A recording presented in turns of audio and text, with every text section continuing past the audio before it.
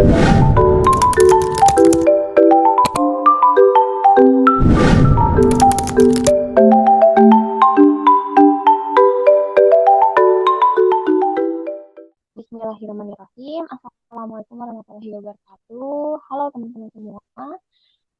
Perkenalkan, kami dari Mahasiswa Teknologi Pangan Unpas. Saya sendiri Anissa Fadila dan teman saya Arista Widya. Eh, yang kebetulan Arista ini dulu pernah bekerja di perusahaan yang berfokus dalam pupuk yang mana itu relevan dengan topik yang akan kita bahas hari ini tentang krisis lahan pertanian di Indonesia, pentingnya peralihan ke pupuk organik. Sebelum itu, kenapa kami memilih topik ini? Padahal kami dari teknologi pangan gitu. Kenapa kami tidak membahas mengenai eh, proses dari bahan baku menjadi sebuah produk teknologi pangan itu sendiri, kami perlu tentu perlu memperhatikan mengenai bahan baku untuk produk pangan itu sendiri, yang dimana tentunya bahan baku untuk membuat sebuah produk pangan berasal dari hasil tani. Nah, jika hasil taninya itu kualitasnya jelek atau tidak baik, maka akan berpengaruh ke produk akhirnya tentunya. Nah, pada itu kami mengambil topik ini. Sebagai pembahasan pertama, saya akan membahas lebih dahulu mengenai pupuk kimia. Eh, Pupuk kimia atau pupuk anorganik. Yang kita tahu itu pupuk yang berasal dari bahan mineral yang dibuat oleh manusia. Sedangkan pupuk organik, pupuk yang berasal dari bahan-bahan alam, seperti sampah sayuran, eh, buah-buahan, ataupun kotoran hewan. Tuh. Nah, penggunaan pupuk kimia di Indonesia banyak digunakan oleh petani. Kenapa? Karena pupuk kimia itu dapat mempercepat pertumbuhan tumbuhan itu sendiri, membuat eh, hasil panen itu buahnya besar-besar, yang mana lebih eye-catching dan terlihat lebih sehat. Selain itu juga pupuk kimia dapat meningkatkan ketahanan tumbuhan terhadap hama. Dan yang mana ini sangat bermanfaat bagi petani dan juga menguntungkan eh, terutama dalam bisnis gitu ya, dapat mengejar target pasar. Selain itu juga pupuk kimia itu murah, mudah didapatkan dan juga lebih efektif dan efisien. Dari hasil baca-baca saya dari berbagai berita, ternyata penggunaan pupuk kimia ini jika cara terus-menerus digunakan dapat merusak struktur tanah. Tanah menjadi keras dan juga kehilangan porositasnya. Yang mana jika tanah hilang porositasnya akan membuat akan kesulitan menyerap air dan juga sirkulasi udara di dalam tanah itu pun terganggu gitu, berkurang. Ini ini bisa menjadi salah satu ancaman bagi petani kita. Jika tanah pertanian kita itu buruk, maka akan berpengaruh pada kuantitas dan kualitas hasil tani itu sendiri. Nah, apa ya kebijakan pemerintah untuk menanggulangi hal-hal ini? Dari KANSA sendiri mungkin ada pendapat. Ya, terima kasih Tenisa. Jadi, kalau misalnya dari yang Arsa tahu, bahwa kebijakan pemerintah untuk mengganti pupuk kimia bersubsidi menjadi pupuk kimia organik ini dimulainya tuh dari rapat terbatas yang digelar di Istana Merdeka di Jakarta pada Kamis 27 April 2023. Di situ yang memimpin rapatnya Pak Presiden Jokowi. Nah, di situ Pak Presiden Jokowi itu mengerahkan agar ketergantungan kepada pupuk kimia tuh dikurangi dan meningkatkan penggunaan pupuk organik. Terus juga Presiden tuh menekani nih pentingnya kebijakan ini untuk mendukung kesuburan tanah dan keberlanjutan pertanian. Dan yang tadi Teknisa bilang bahwa pupuk kimia ini kalau misalnya kita pakai terus secara terus-menerus tanpa didampingi dengan pupuk organik, maka nanti seperti yang mungkin Teknisa juga sempat lihat ya kalau misalnya ada sawah yang tanahnya tuh kering banget yang kayak retak-retak gitu, terus juga ya pokoknya tanahnya udah nggak subur lagi deh pokoknya. Nah itu tuh biasanya ditandain dengan dosis pupuk kimia yang digunakan secara berlebihan. Nah dosis yang digunain secara berlebihan itu tuh diakibatin dari awalnya nih petani itu pakai pupuk kimia, bagus kan, bagus bagus bagus sampai akhirnya di mana tanahnya tuh jadi apa ya, jadi nggak subur lagi. Terus petani bingung nih, ini kenapa ya kayak gini tanahnya. Nah, tapi eh, petani itu bukannya apa ya? Bukannya pindah ke pupuk organik, tapi malah nambah dosis pupuk kimianya. Jadi dosisnya tuh ditambahin tuh. Jadi misalnya yang awalnya sebulan sekali pemakaian pupuk kimianya, jadi seminggu sekali. Terus juga gara-gara lahannya masih rusak juga, ditambahin lagi tuh dosisnya jadi seminggu 2 kali. Ada yang sampai kayak gitu dari pengalaman yang Arisa tahu. Jadi karena petani kurang apa ya, kurang edukasinya petani terkait pupuk organik, jadinya petani terus-terusan tuh ningkatin dosis. Nah, di rapat terbatas itu juga eh, Menteri Pertanian yang menjabat di tahun 2019-2023 juga mendukung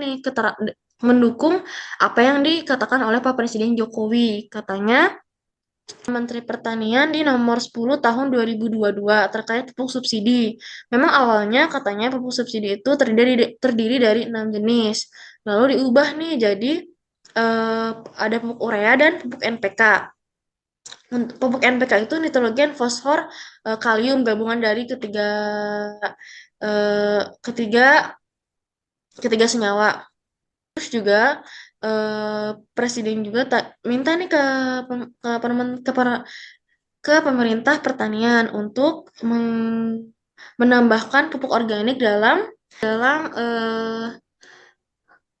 ke dalam tadi peraturan Menteri Pertanian itu. Jadi pupuk subsidinya nanti ditambah nih ada pupuk organik.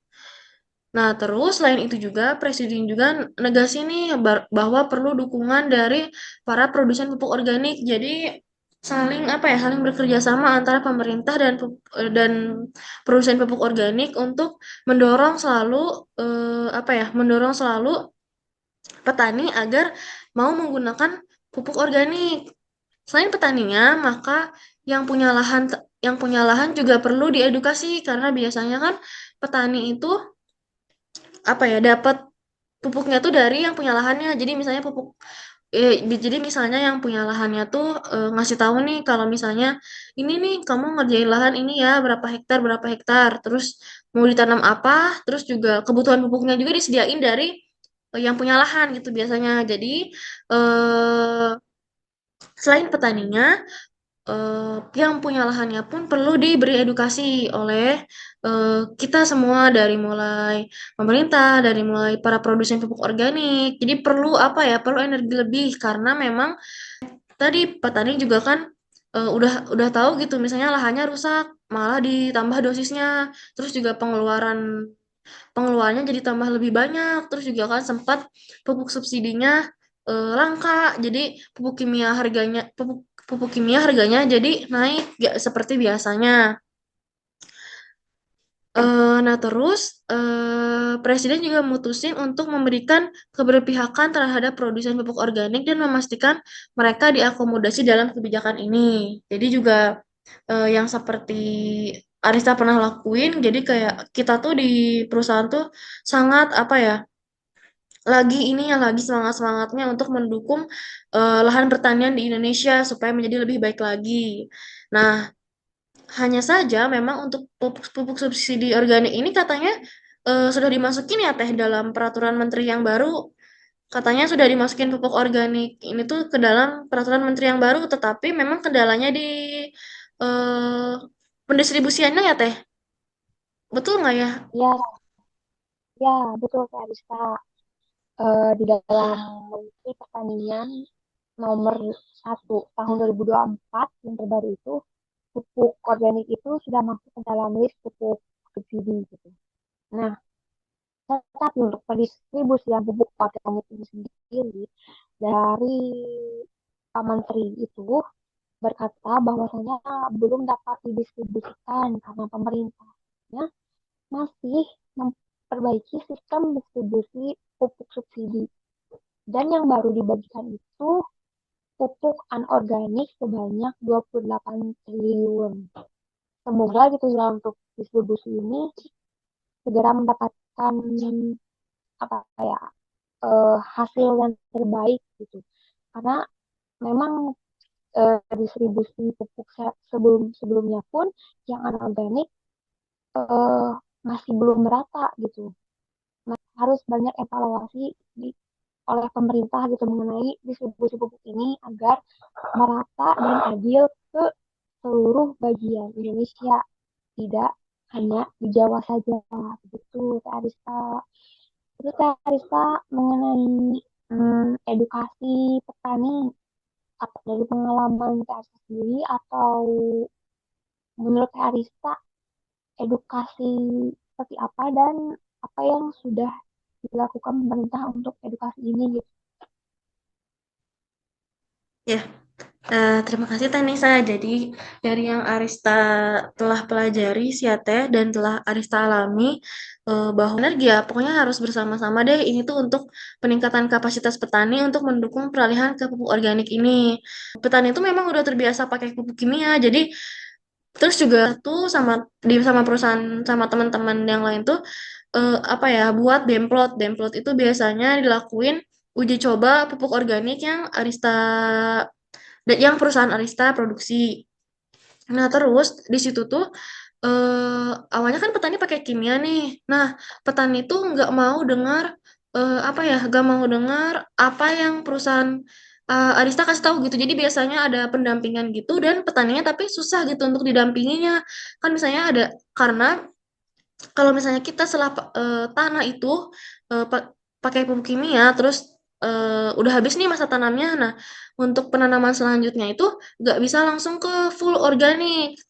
Nah, Kak, kenapa? Karena memang apa ya, dimulai dari tanahnya juga belum terbiasa dan menggunakan pupuk organik. Terus juga karena pupuk kimia juga ini ya, teh membekas apa ya? Jadi residunya tuh di tanah gitu. Jadi apa ya? Meninggalkan residu kan pupuk kimia itu. Makanya hasil dari penggunaan pupuk organik full 100% dari tanah yang ngegunain full kimia 100% tuh pasti hasilnya bakal jelek terlebih dahulu. Nah, makanya dari situ ada satu kejadian yang dimana petaninya tuh nggak mau langsung pakai pupuk organik lagi karena memang hasilnya jelek katanya.